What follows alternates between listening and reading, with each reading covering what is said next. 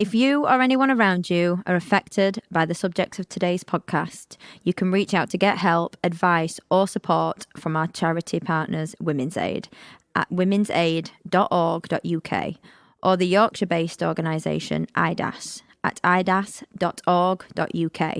You can also find these links and reach out to us directly via our website, takebackthebeat.co.uk, or email us at takebackthebeattour@gmail.com.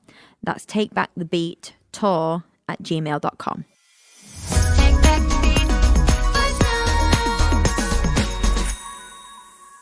Hello. Hello. Hello, welcome to Take Back the Beat.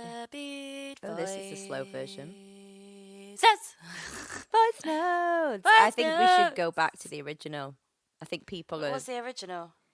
I mean, now we just freestyle it, but... Take back the beat. Voice notes. Voice notes. I mean, they get the original in the intro anyway. So yeah, but this fuck is it. live. This is some live shit. This is the live version. How are you doing? This is really funny. Like just behind the close of the curtains, behind the curtains. We actually recorded a podcast last night as well, so we're doing a double whammy in 24 hours, guys. We are doing a double whammy, and we've got another one tomorrow. The guests are flying in. We are very happy. Yes, but it's really funny when I'm like, "How are you on a scale of 1 to a whole jar of Biscoff?" When I know. Because I spoke to you last night. Anything changed? How's on a scale of 1 to a whole jar of Biscoff? How are you doing in the last 24 hours? Since we spoke last, Yeah. well, I said I was having 2 beers. I had 3 beers and a full family-sized bag of Doritos and dip. Oh, what a dream! And watched the Jim Carrey and Andy thing. You know, where he Yes, like you said becomes... It's very much method Lovely. acting, but taken Yeah. to like the next level. I watched that and then I fell asleep. It was great. It was absolutely wonderful. Had my candles on, phone away, like very, very happy and relaxed. Yeah. And then had the I love best night's that. sleep because I'd had 3 beers. So Love that life. on a scale of 1 to a whole jar of Biscoff in 24 hours, how are you feeling? Literally, we got off the podcast. I had a little meeting that I had to go to about my next single, which is I won't go into detail here, but it's a bit of a fight for this next one. I know briefly, I know a little bit about this situation. I love my next single. I am obsessed with it. It is me in a song. I'm not trying to please anyone. I'm not trying to tick any boxes. I'm just me and my producer and co-writer Jack just got in a session and we wrote something that we fucking adore. Yeah. However, it's not commercial enough. So there's a few little back and forths on a few things, but it'll be fine. It'll work itself out. I'm like doing loads of TikToks about it. Just be like, please can everyone like use my song in videos so that I can prove that people would like this song. It's fun. So then literally I had a curry and then I went to bed at like 10 o'clock and I slept until like 9 a.m. Nice. You must have needed that. Straight out, just completely asleep. It was all the walking you did in Paris. Yeah. Aiden's not very well as well. Oh, so no. yeah, it's not COVID. We've done a test, but she says coughing. I know. No, we think it's just like, because you forget people can still get a cold. Yeah. And like flu-like symptoms that aren't COVID. So he's just feeling a bit rough. Oh, do you know what though? There are some nasty bugs going around at the minute. Yeah. When I just and we've done been on a that. flight. Yeah. Loads of people we don't know. Do you know On what the I mean? run I've just done, I did a few festivals as well. Yeah. So there was like a lot of other acts there, and when you turn up, to be fair, I never know who's going to be there. I just kind of turn up and I'm like, oh my god, hi, we've worked together before. And a few of them like were like, oh my god, don't come near me. I've got this, I've got that, like. Yeah. And I'm like, oh. So, and that happened twice with like people who were like, I'd hug you, but I'm really ill. And I'm like, why the fuck are you here? Like, go home. Literally. Stop like, spreading your Aiden's- germs. Yeah. Bless. Yeah, he was fine. Yes, it was really weird because we were, like I said, we were a bit hungover yesterday, so we kind of thought it was just. Well, actually, I was hungover. He wasn't because I'm a lightweight. Like, he's 6'2" and I'm 5'4". But literally this morning he just feels really rough, so he's just like still in bed, like sleeping it off. And I was like, I'm gonna go do a podcast. I hope you're okay. And he's just like, "Meh." When's he back on tour? He's meant to be back today, but he shit. is at the moment. He's got a banging headache and like just feels horrendous. No. I was like, do a COVID test. But no, he's fine. He'll be fine. I said to him, it's probably just a bit of rundown. He's probably picked something up in Paris. Yeah. And, like, been on a flight with people. Like, people could be gross and we don't know. Yeah, this is true. This is true. So, yeah, I'm fine. Literally, I bought some madeleines from Paris. You know, they're really fluffy. Like, they look like kind of little cupcakes, but they look like little boats. They're like this with like a little bump in the middle. Do you know what I'm talking about?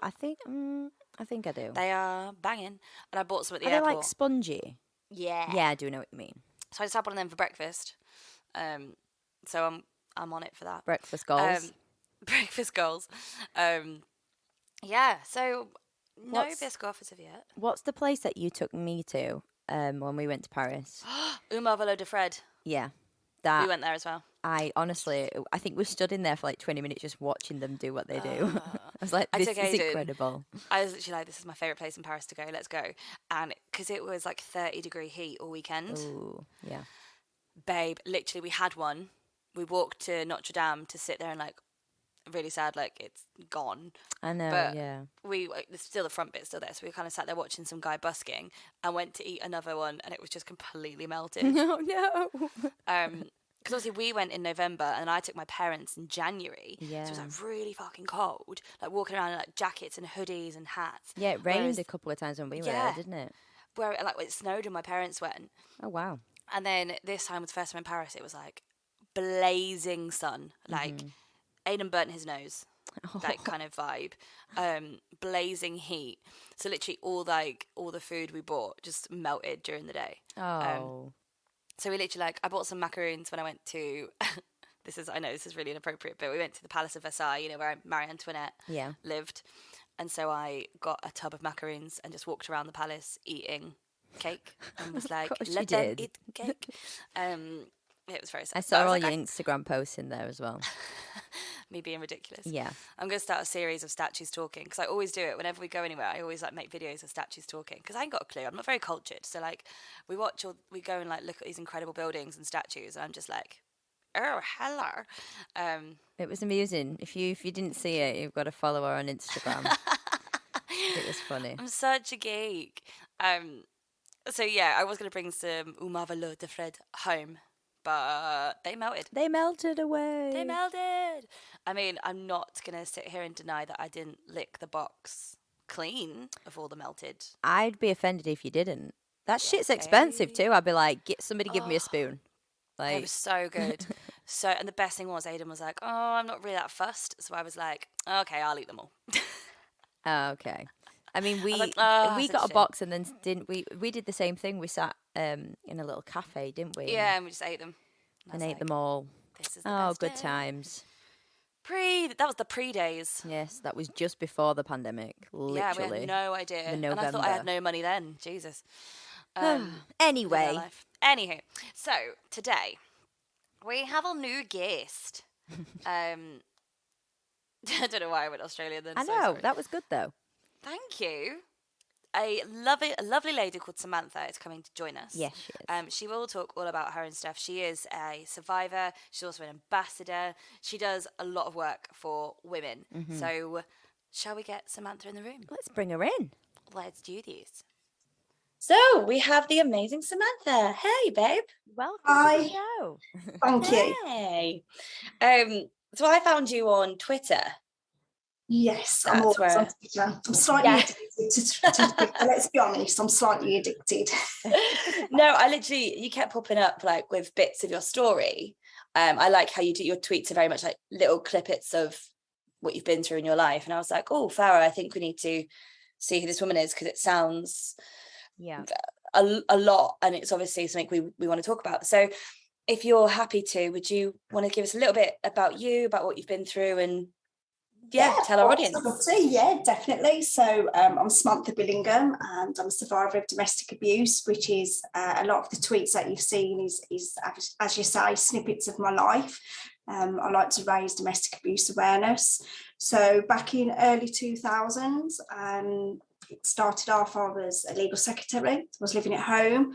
Life for me was just amazing. I've got a busy social life, healthy bank balance, Mum did everything for me. Life was really good. Went to my local pub, as I did every Friday night. And this bit is going to sound so cheesy, but this is exactly what happened. Walked into the pub and it was very busy. It was really busy that night. And as I looked over the crowded bar, I saw this guy and I thought, wow, I really like him. I've never, ever, ever felt like that ever before. I just looked at him and I literally thought, wow, I want to be with him. Within 10 minutes, I was sitting next to him at the table, talking to him and his friend. He was good looking, nice blue eyes, nice smile, made me feel very calm, felt very relaxed, very safe. So within 5-10 minutes, he basically knew my life story. He knew where I lived, he knew where I worked, he knew my friends, my family. People kept coming over to the table saying, oh, he's a great lad, you've got a good one here, let me buy you a drink. And I'm thinking, wow, this guy, you know, he's popular, he must be amazing. So when he asked me to go to the next pub with him, didn't hesitate, went to the next pub.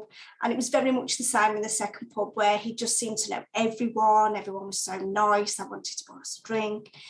And then he told me that he really, really liked me. And I was like, wow.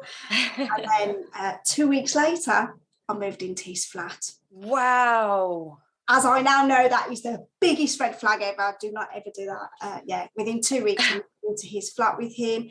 And again, he was still very charming, very nice. Everything still felt really...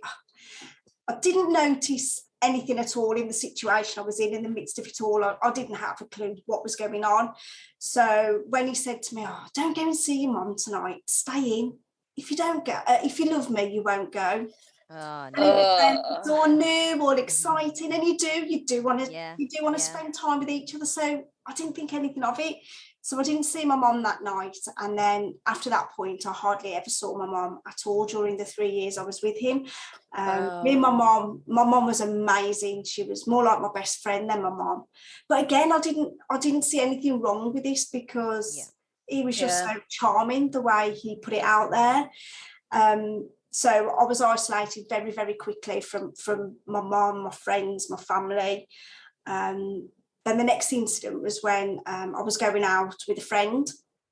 And I think it was before I'd moved in with him. So we went to see him before I was going to the pub, and I got a short mini skirt on and a nice top, and I felt great. And I went, oh my God, you effing slag. What the hell do you look like? And I was just like you guys, I was like... But again, I still didn't think anything too much of it, you know. Went to the pub, which was literally 10 minutes away from where he lived, just ordered a drink, sat down, and then the phone calls and the text messages and the voicemails, I was just bombarded with them. He was accusing me of having an affair. I was only dressed up. I wanted other men to look at me. Don't need anybody now because I've got him. Didn't even finish my first drink. Left the pub and I went back to the flat, and I didn't go out again at all on my own after that point. So I didn't have friendship, didn't have anything. Again, still nothing's really, no alarm bells, nothing at all. And one morning I was ready for work, and he said, stay at home today, don't go in. If you love me, you won't go in. Now, I love my job. I really, really love my job. I worked hard to get where I was. It gave me a sense of direction, sense of belonging. So when I tried to leave, he actually locked me in the flat. We lived on the 7th floor, and he threw my mobile phone out of the window, so I couldn't even phone in, pull a sickie, nothing like that at all. Shit. And when I managed to get free 2 days later, the first place I went was my workplace. And it was really difficult because I didn't understand what was happening behind closed doors. It was going to be really hard for me to explain to somebody else what was happening when I couldn't understand it myself. But I think I was expecting a little bit of something from my boss. You know, I'd been a good employee. I was never late, nothing at all. I did all my work, everything. So I was trying to explain to my boss, and he just threw his hands up in the air like this, and he went, "You're sacked." So I made an exposure of domestic abuse, and the response was I was instantly sacked there and then on the spot. So that point for me was the point that I'd lost everything, because my job meant so much to me. But what he didn't know, and perhaps I didn't realise at the time, was now the offender could control me 24/7. That's Yeah. exactly what he did. Every single aspect of my life was controlled, from what I wore to who I spoke to what time I could go to sleep. So one night, he was an alcoholic, so he used to get up at stupid o'clock and then go to bed at stupid o'clock. And one night he literally drank the clock round, and I was so tired. And I remember going to bed, and then 5-10 minutes later he came in and he'd actually stabbed our pet bird. Our pet bird. Oh, because I went to bed on my own and left him Oh my in the living room. God. I was timed when I went to the toilet. I'd open the door and he'd stand there looking at his watch going, who have you been texting? I couldn't have a bath on my own. The only place I could go on my own was shopping. And then I would always be bombarded with those phone calls and texts, even off his mum, demanding where I was, who I was talking to, what time I'd be back. So when I say every aspect of my life was controlled, I literally mean everything that I did was controlled. Oh my God. And then I guess it just became normal. I didn't know any different. yeah. I got no one to speak to because my friends didn't want to come and visit. They made it. He made them feel uncomfortable. He'd flirt with them quite blatantly. So it just became normal. That became my life. And after speaking to my boss as a first disclosure, I never opened up to anybody else because I thought, what's the point? No one's going to believe me. No one's going to help me. So it was just existing for 3.5 years. For 3 years, it was just existing. It was awful. So I'm so sorry that you had to go through that. Firstly, so when you say that when the first incident happened, when he locked you in the house and wouldn't let you go to work, you know, when you said like when I finally got free, how did that what were those couple of days like, and how did you eventually like convince him, or how did you get away to get to work? What happened there? It was awful. It was just awful. It was I now know it was all about power and control. He got control over me. He knew I loved him, and that was the biggest thing that he got going for him, really. He knew I loved him. And I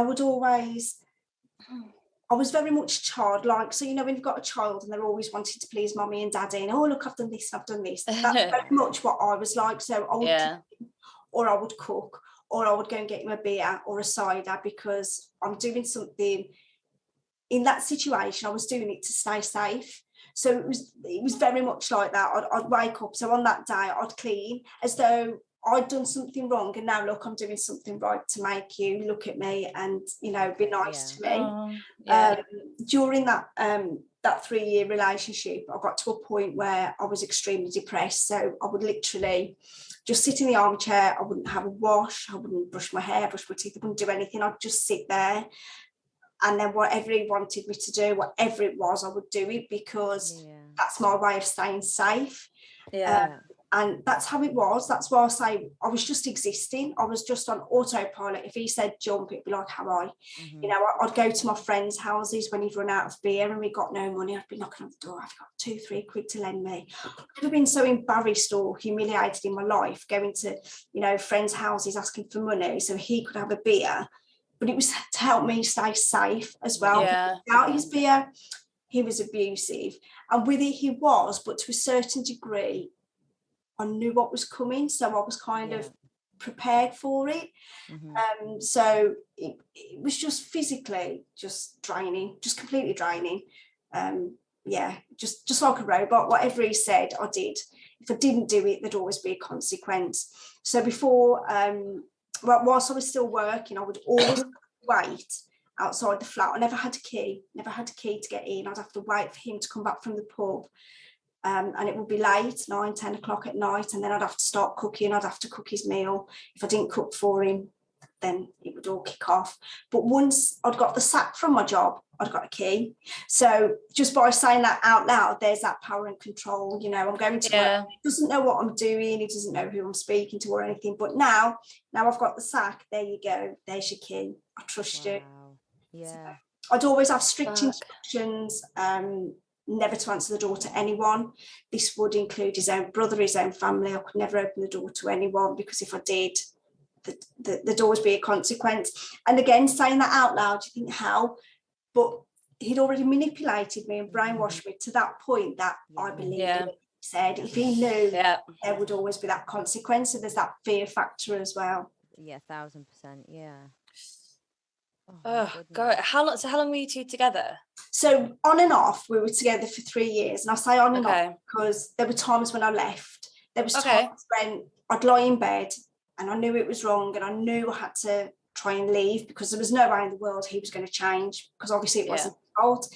It was always my fault, something I said, something I'd done.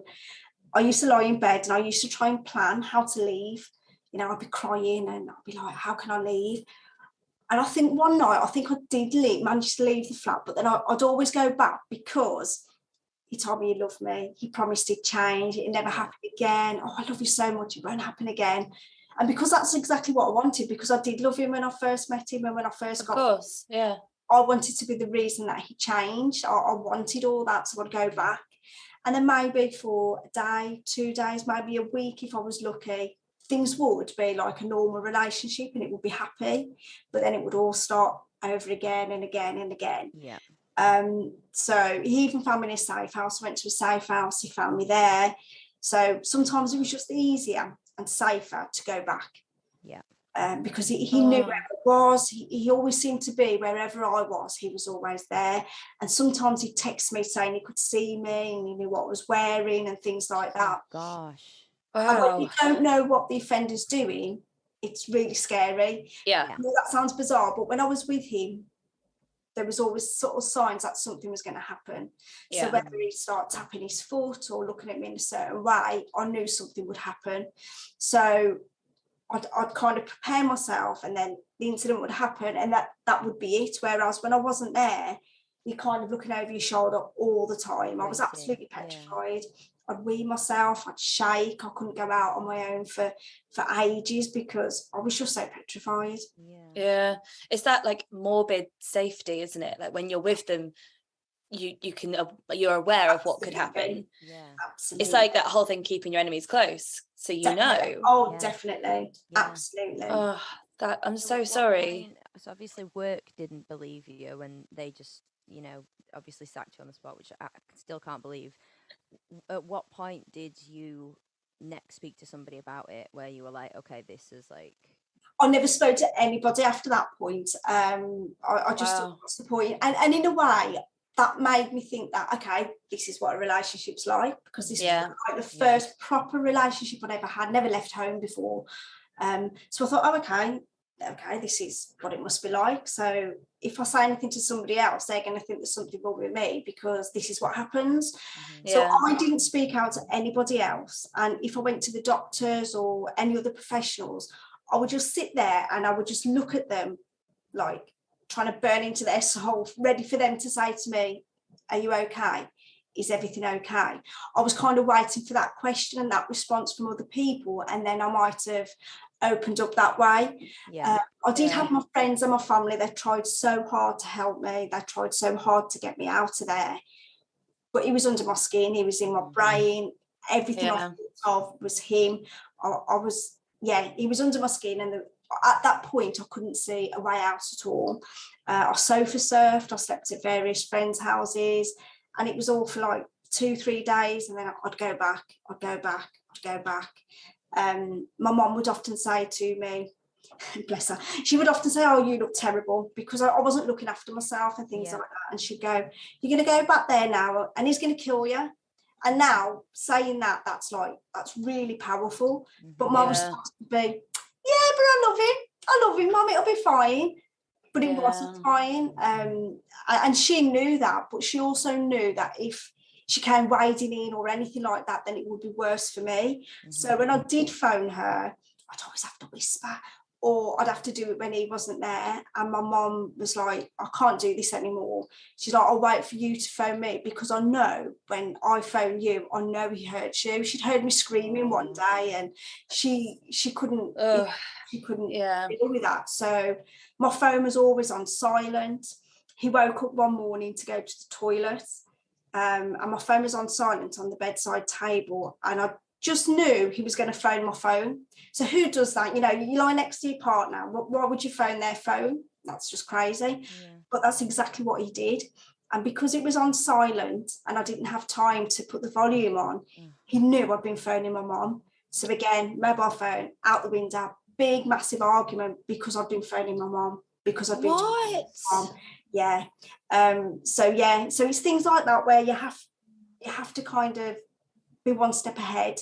Yeah. Some bizarre reason I knew he was going to phone my phone, scrambled to get mine, but so there was always a consequence for everything that I did, and it was always my fault. I shouldn't have said this, I shouldn't have done that, you made me do it. Or the other one was, oh, that's the drink talking. Don't believe me when I've had the drink, it's just the drink. Yeah. But but no, it isn't, it's you. That's what he was like constantly.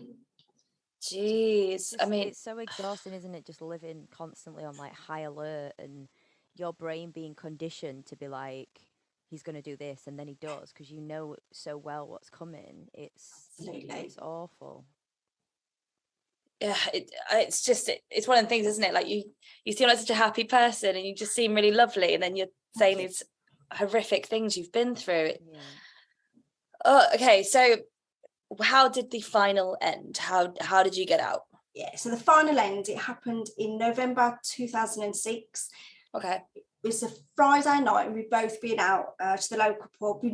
I'd moved area by this point, but went to the local pub. And apparently I said the wrong thing, whatever the wrong thing is.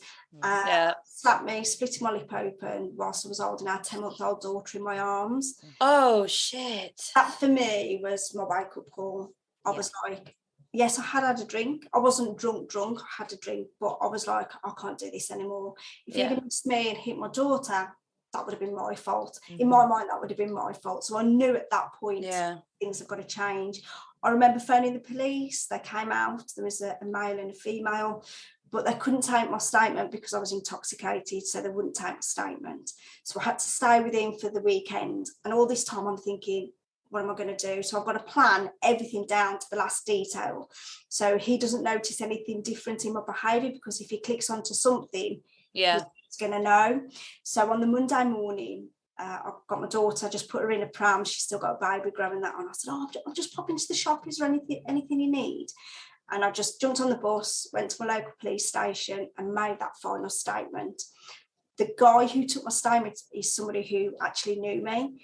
And his words again, he looked at me and he went, oh my God, you look like shit. You look terrible. Oh. He said, is this it now? Are you ready? And I was like, I've got to. Yeah. So on the same day, I went to phone my solicitors and I got non-junction, non-molestation order out against him. But I didn't know how this worked, and nobody explained it to me. I didn't realise that somebody would come to the house, knock on the door and actually serve papers to him. But nobody explained this to me. So I'm existing with someone who's very insecure, who constantly accuses me of cheating. Then the front door goes and there's a big, bald-headed, burly bloke knocking on the front door. Yeah. Brenda's looking out the window going, who the effing hell's that? And I'm like, I have no idea, I don't know. So I couldn't open the door, because if I'd have opened the door, there would have been consequences, and I didn't know who was knocking at the door at the time. So it actually took them I think it was 2 or 3 days before they actually physically served the papers on him, and that was purely because nobody explained what happens. So my daughter saved my life, because if I hadn't have had my daughter, I wouldn't have had a reason to stay, and I would probably be dead now, because that is the reality of that relationship that I was in. I didn't see a way out. It was just me at the time. But when I had her and that incident happened, that was the turning point. And then again, you think, oh, that's it. 3 months later, he'd instructed a solicitor for contact and parental responsibility. So he dragged me through the family court. Whoa. That was the worst part of the cycle of my life, because he's already threatened me during the relationship to get taken off me. I'm a shit mom. He's going to get social services involved. So when I'm actually at court, I'm petrified, because I think, oh my God, they're going to take my daughter away. Of course, yeah. But over time, he didn't turn up. He didn't come to all the appointments. He used to phone in with excuses like, I've lost my front door key, I can't come in today. So I was one of the lucky ones, and it was actually thrown out of court because he was wasting everybody's time. And I could have said that from the beginning, but then it looks like you're just point scoring. So they actually saw that for themselves. So that for me was my wake-up call, and that's how I broke free, I guess. Well, that's how I got away from him. Domestic abuse still has a huge impact on my life. Of course. But that's how I got free. so obviously you say you guys had a daughter together, like when you were pregnant, how was the situation between you and him then? Like, were you There was safe? no physical abuse, but Okay. the controlling was still there. And I remember one night he was banging on the living room window. I remember it was quite dark, so it must have been October time, so probably before the last incident happened. And I remember him knocking on the door, the windows, and I was just petrified. So Yeah. my daughter's sleeping upstairs, and I'm thinking, oh, he'll stop banging in a minute. He knows the baby's upstairs. He'll go. He didn't. This made him worse because I didn't open the door. So in my safety mode, I went into the kitchen. I put the oven on, ready to cook his meal. So when I opened the door, I'm like, oh, I've been in the kitchen, you know. And he just went berserk. He just came in shouting, swearing, really, really aggressive. He hadn't been like that for a long time. He was spitting at me. He just went wild. So it wasn't as bad when I was pregnant, but it was still there. It was still, yeah. Yeah. What was he like as a dad? Yeah, no, he wasn't like a dad at all. He would get her up in the morning, so he'd go upstairs, get her out the cot holder, and then he'd go to the pub all day. He wouldn't bath her, he wouldn't feed her, wouldn't change a nappy, wouldn't do anything. The one night I asked him, oh, do you mind bathing her? Big argument. I was sick in the head. There was something wrong with me because it's wrong for a father to bath their daughter. What? Yeah. So there was no fatherly anything there at all. There was nothing. And if I did ask him to do something, that's the response I'd get. I'm making him do this and I'm making him do that. And it's like, she's your daughter. Yeah. There was none of that there at all. However, when I kicked him out, sorry. You're all good. When I kicked him out, he told his mom that, you know, she won't let me see the baby. So his mom phoned me and I was like, I've not stopped him from seeing her. I'd made arrangements when we split up. I'd made arrangements for him to come to the house to have contact with her. Yeah. He didn't turn up. When I went out, he was actually in the high street drinking with his ex-girlfriend. So to me, okay, his priorities are obviously wrong. His mum phoned me up and I was like, if he wants to see her, we'll have to do it properly and it'll have to be done through a contact centre. They were expecting contact to take place at their house. I was like, no, if he does want to see it, then it's got to be done properly because I need to know that she's safe. Yeah. The solicitors and the contact centre were very bizarre. There was no interest in my daughter at all. They were more concerned about their safety and the safety of the staff.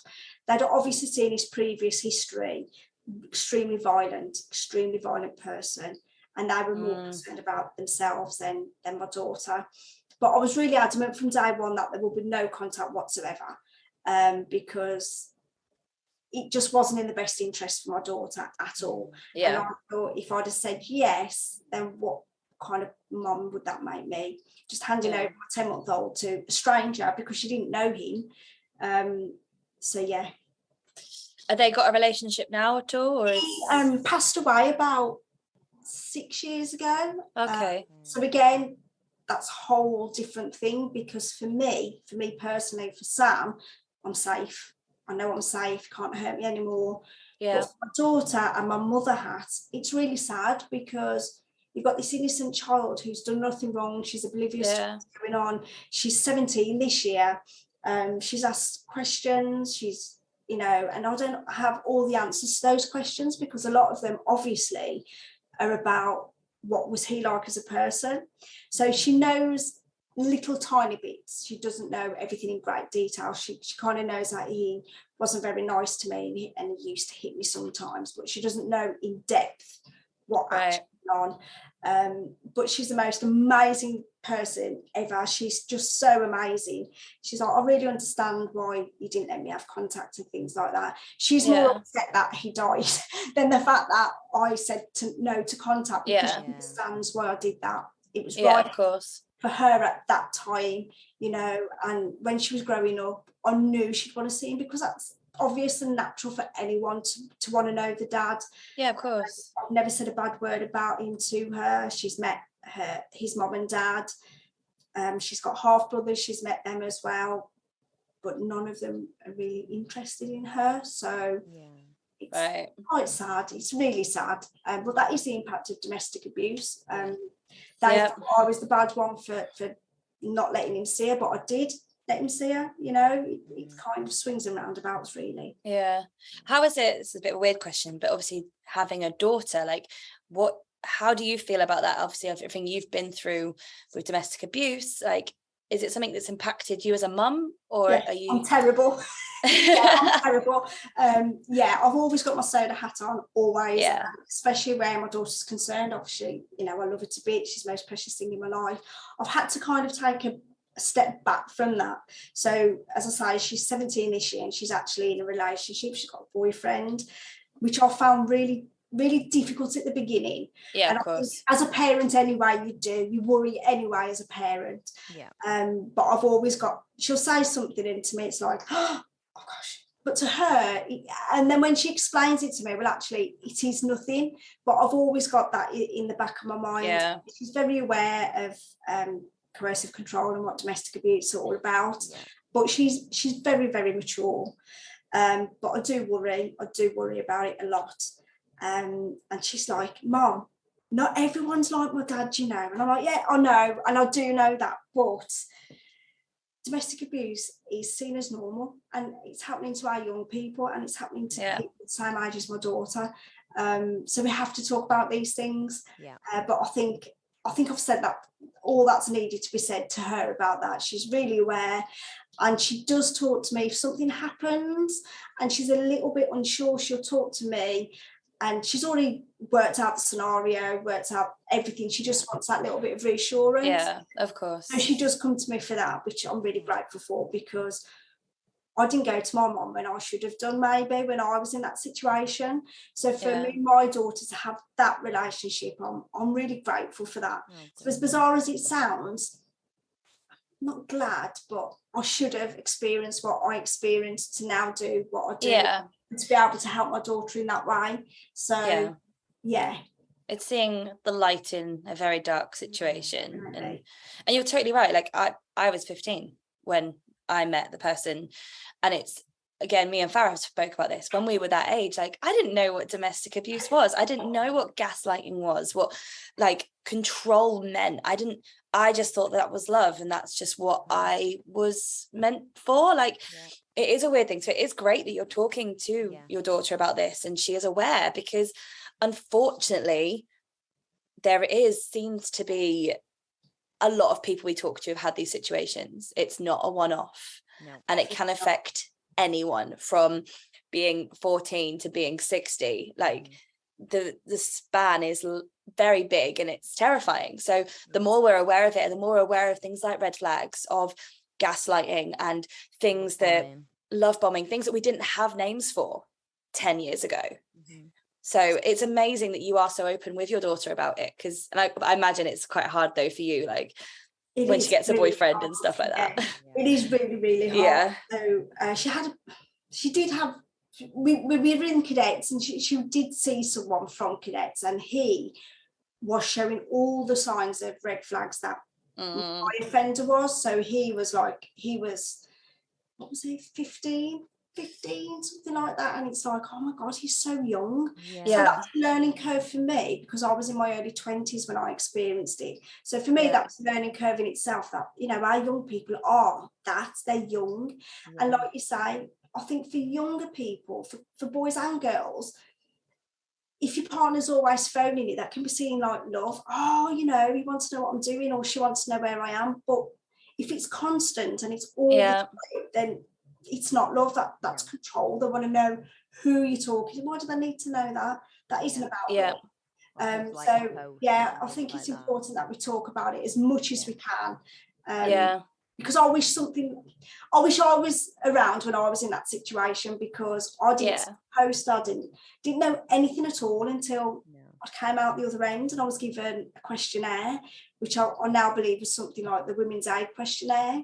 And I remember answering yes to almost every single question on that piece of paper. And I was like, and I just remember breaking down and bursting into tears, because I didn't know. I didn't realise at the time how bad. I knew things weren't right in the middle and towards the end, but I didn't know to what extent, because I'd never had a conversation with anybody about domestic abuse. I'd never heard of it. Yeah. Didn't know what it was. So I think things are changing slightly, especially where our conversations are concerned. But there's still so much work to be done, and the conversation will have to be had. Absolutely. Even stuff like me and Farah have spoke about this recently, but programs like Love Island need to take into account the behavior they're showing as entertainment. Like, it's social media needs to take into account the whole Johnny Depp and Amber situation was a trend on TikTok. It was a thing that I saw the other day, and I won't name the person. A celebrity used a voiceover thing on TikTok, and it just said, Johnny Depp had to live with a crazy girl for years and got this amount of money. I do it for free. And then a picture of his missus. And like they were having banter in the kitchen. And I saw it and instantly was like, unfollow by no. That's not funny. Like but everyone was laughing in the comments. And it's like, we need to take account that you wouldn't, why is that funny? Why you made a joke out of it? That's not okay. You don't know the situation. That's not okay. But unfortunately, the media needs to take account for this as well. Definitely. 1000%. Love Island, I've seen one episode out of all the series. It's not my cup of tea at all. Not my thing at all. And the one day my daughter Tegan, she said, "Oh Mum, come on, please watch it, And I'm like, I really didn't want to, but I wanted to spend time with her. So the only way I'm going to be able to do this is, sit and watch Love Island. And I thought, perhaps, I'll give it a try. I might enjoy it, might really like, oh my gosh. 5-10 minutes in, I'm going, oh my God, I'm like this. I can't see it still. I see that many red flags, and I'm like, there are millions of young people watching it, and they like that person already, and they're looking up to that person already. And I'm like, but I can see so many red flags: controlling behaviour, gaslighting, and then there's no helpline at the end. There's no Mankind number. There's no Women Aid number. There's no nothing.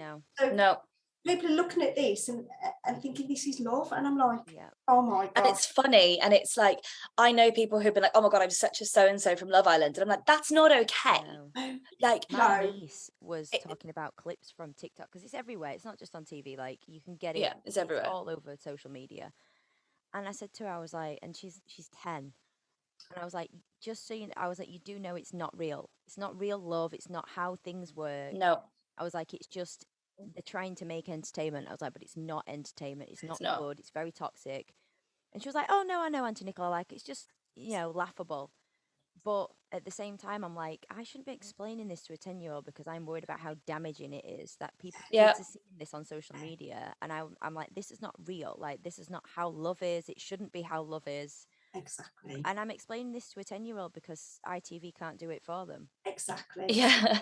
So it can be a trigger for victims and survivors. Well, they could see their relationship in certain relationships on there, but there's no help or support. There's no nothing, No. Crap on like that. At least, even it out, put a few helplines on there and explain, this is not, it's difficult because they're getting the ratings, and so why would they? Social media influencers and whoever. So their ratings and everything are going up, but there's no conversation about what it's really about. I did do a blog, and I think I said, it would be great for educational purposes about what domestic abuse is and what controlling behaviour is. It would be great for that, not for the love, because when I met my offender, I didn't meet him on a sunny beach and have a bikini on when I met him. You don't meet people, well, not normally, you don't meet people in those circumstances. It's not even real when it first begins. And as you say, we shouldn't have to be explaining to 9 and 10-year-olds this. There should be something already out there, curriculum talking about these things, because the offenders are getting younger, so we've got to get to them much quicker before they get to that point. That's the thing. It's like, why are they getting younger? Why is this happening? Why are, like, I did a few school tours, and I went in and I spoke about mental health and anxiety, and I just sang a few of my songs, told the background of it, and I literally called like Farah afterwards. I was like, the questions I got asked, the attitude I got faced with from these like boys who I was scared of. And I was like, you are 14. How have we allowed this in society? Like, and it's so hard because we can't blame social media and all that sort of stuff for everything. But at the same time, there needs to be account. There needs to be, I watched one episode of Love Island ages ago, and it was when basically one of the boys went up to a girl and was like, I never said this, I love you, la la la la. Then went to the lads and was like, bitch believed it, la la la, and like slagging her off. And I was furious. And I was like, that, and it was all a laugh and it was all funny and it was all highlighted on like the things coming up. And I was like, why isn't Love Island stepping in and being like, no, you're a bit of a wanker, this is actually what happened, and embarrassing them, humiliating them, taking that moment to go, world, learn. This is not okay. But instead they made the girl out to be crazy, and I'm putting crazy in inverted commas because obviously that's the favorite thing for any person to say. And it's infuriating, and I am terrified for the younger generation. Definitely. I think it's easier for society to normalise domestic abuse rather than tackling the issue. People seem very scared to tackle the issue of domestic abuse. So I run an online support group, and they're all at different stages of their journey. Some have left, some are in the process of leaving, and then they record and report it to the police, and then their attitude and their culture and the way they see domestic abuse is, it's just a one-off, or it's just a domestic, and it's like, but it isn't. No. How can we change anything if we've still got professionals with that attitude? You know, I've done another blog recently. I think there are so many police officers who are not trained in attending domestic abuse incidents. So here we are trying to encourage victims to speak out and phone the police, but when they get to that point, they don't get anything to kind of, encourage them to leave or anything like that. And the onus is on, and the blame is on the victim. We don't hold the perpetrator accountable for anything. So it always feels like it's a victim's fault. And that is across the board. So the support group I run is open to anybody in the country, and I have loads of people from different areas. And that is across the board. We can't say it's just in one area like West Midlands, for example, because it's not. It's happening across the board. And these things have got to change before we can change the conversation and the understanding of domestic abuse. 100%. So you just kind of mentioned what I wanted to talk to you about. So obviously you've left and moved on, like you're raising this incredible young woman. What's going on in your life? What are you doing with it? Because obviously I see on Twitter, but I want you to tell the audience about your work. Of course. So once I managed to get away from him and stuff, I enrolled my daughter on all the mother and toddler groups at our local Sure Start Centre. Love that. I had a family support worker who was amazing. She was so helpful. She believed in me. She listened to me. She was just amazing. And then in time, I became a volunteer at the family centre, the Sure Start Centre, sorry. And I used to work in the offices, and I worked alongside the volunteering coordinator. And the one day she said, have you ever thought about helping other people in that situation? And of course, my first response was no, definitely not. No, why would I do that? Why would anybody? But the more I thought about it, the more I thought, I want to be the support that I never had. I never had anyone to talk to, pick up the phone to. And it all started off as a Facebook group. So it's called SODA, which stands for Survivors of Domestic Abuse. And it's a Facebook group, and it's got over 800 members worldwide in the group. And it's just a safe haven for them to come to talk to other people who understand and who get it. And I've been doing this for 14 years, all on a voluntary basis. But most recently, I'm going to become a CIC. So I've been doing it on my own for so long.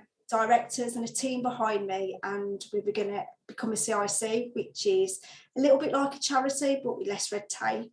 So it's going to become more structured.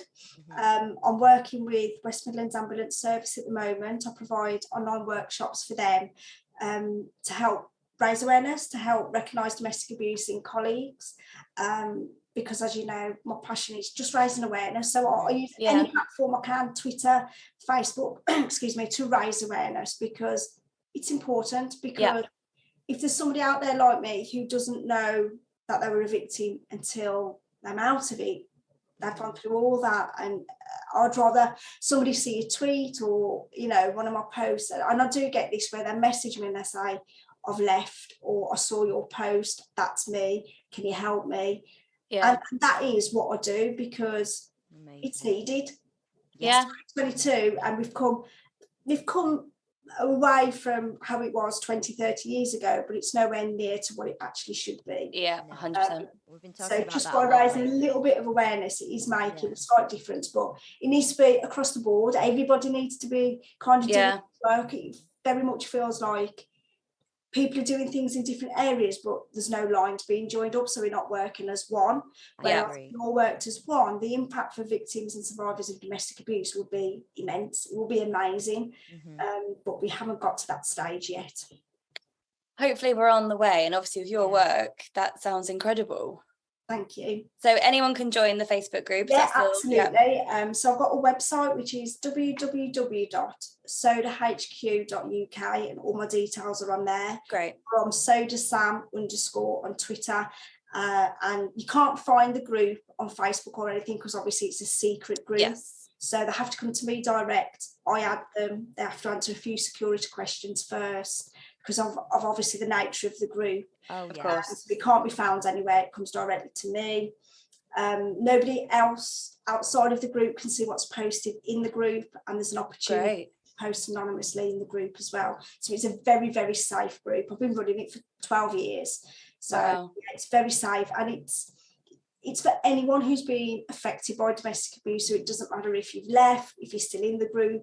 There's no criteria, nothing like that. It's just simply, if somebody needs me, I'm there, whether it's a phone call, text message, whatever. It's just knowing that they're own, that they're not the only one going through this, and what they're feeling is normal, because I get a lot of them saying, oh, but I still love them, or that's normal. I felt like that at the pot, when I first left, and of course, dealt with all these emotions on your own for so long, and now they're kind of coming out, and you don't necessarily know how to deal with them. So it's just about them not being on their own, and they're all amazing in the group. They all support each other as well, because they understand. They have empathy with each other. There's no judgment. There's no, oh, you've gone back. There's none of that at all. It's just group. I love that. That's amazing. Well, we'll link everything in this episode, and anyone listening who thinks that they would benefit from joining this, please do get in touch. Men and women, anybody, absolutely, definitely. Well, Sam, thank you so much. You're amazing. Thank you for your time. Honestly. Yeah, thank you for Soda. We'll get there together. Yes, thank you. We'll let you go for the rest of your day, but honestly, just sending you so much love. Thank you so much. Thank you. Thank you, darling. Bye, honey. Bye. And that was the amazing Samantha Billingham. Yes. Oh, thank you so much. What an absolute dream. Doing so much, and the like she said, even with the daughter and stuff like that, just 18 years later, she's like, things are still triggering her. Things are, she's seeing other red flags for people and who are with a daughter or things like that, and seeing it in younger people, like 15-year-olds, like, Jesus. That's scary. Mate, literally, yeah. And I was really intrigued actually when she talked about her daughter, because obviously at 17, she said her daughter was. It's very much like, that is the age where you'll probably have like crap relationships and get your heart broken, and like you discover your boundaries, and that must be really hard as a mum who's been through a domestic abuse situation to then go, okay, that's just a bad relationship. It's not abusive. She's not unsafe. It's just, what, like, teenagers, you have to get your heart broken. That's like a rite of passage, isn't it? Yeah, it is. But then it's so like, where, like she said, where's the line? Where's the line? Yeah. Us as survivors not go, oh, well, yeah, he's only 15, this cadet, but this is emotional abuse, or this is. Yeah. So it's like, where. So hard. It's so hard. But she's doing some incredible work now, so we will link everything in the description and everything like that. Absolutely. So you can go check out everything she's doing. But incredible. I love the whole Soda. I love the idea of like, it's a group for people who are survivors, and it's exactly like we're trying to do with Take Back the Beat. It's full of people who just want to help others, or who need a bit of extra support. No judgment, just safe space. It's great. It's really good. What an absolute dream. And if you're not following Samantha on Twitter, she posts a lot about her experiences and triggers she's found and stuff, and it is quite eye-opening, like just watching, because she just like released snippets of the relationship, so it's kind of like, it's if you open a book and just read a random paragraph. Yeah. It's really cool, like how she's done it. I say cool in a weird way, but no, you kind of you see the insights of her life, and it's really great. So do check her out. She's amazing. Yeah, thank you so much, Samantha. Thank you. Claps, claps, claps. Claps, claps, claps. I always get And like scared we've about just said, clapping in case it like hurts everyone's ears. it's really funny because like obviously like we stop the recording and like export it after we've had a guest, and then we go on to the end so that we don't like lose anything. Yeah. In that little break, me and Farah were just talking about the fact that like what Sam just said, like the whole like coercive control is technically the government putting us into lockdown. Like Yeah. the second like Boris made that big announcement and we all got thrust into lockdown, like a lot of us were. I mean, I was very lucky. I was with my family, but obviously, Farah, you were on your own. Like, I just had the it's fucking biggest terrifying. epiphany, didn't I, in between? Yeah. Like, and I will happily tell you now, basically, I think I said it in my episode, or I've said it in a episode, but that I started having like flashbacks and like really bad triggers in lockdown, in the first lockdown. And I couldn't Yeah. understand why, because in my brain then, obviously it'd been like 2.5 years, and I was like, why is this happening now? Like, I thought I dealt with it, etc. Yeah. And I was having flashbacks that I didn't even know until I'd had them that had happened to me.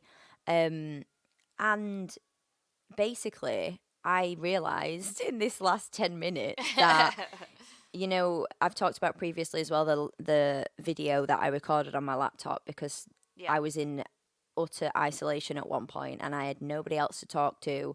So my only option was my dog, which is great, but unfortunately she couldn't help me. And B, the camera in my laptop, which is what I did. Yeah. Because I was in pure isolation. And then I realized now, obviously, that's a trigger in itself because then we all got put into isolation.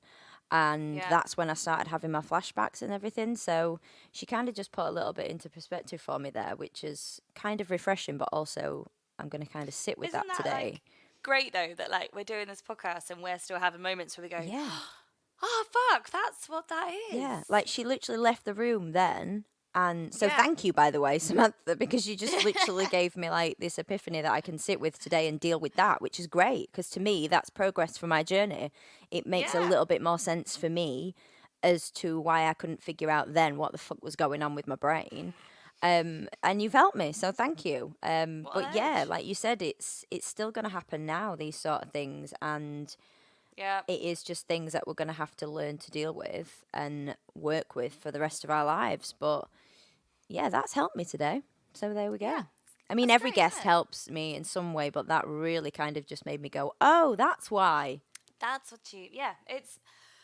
It's great. Like a few people have said to us like, oh, it's amazing what you're doing. Like it's really brave and like full of courage. And like I did a podcast the other week that's going to come out soon, called Yes She Can, and it was all about like female positivity. And she said to me like, it was amazing what you and Farah are doing. And I was like, it's completely selfish. I was like, genuinely, we started this because we needed someone to talk to. Yeah.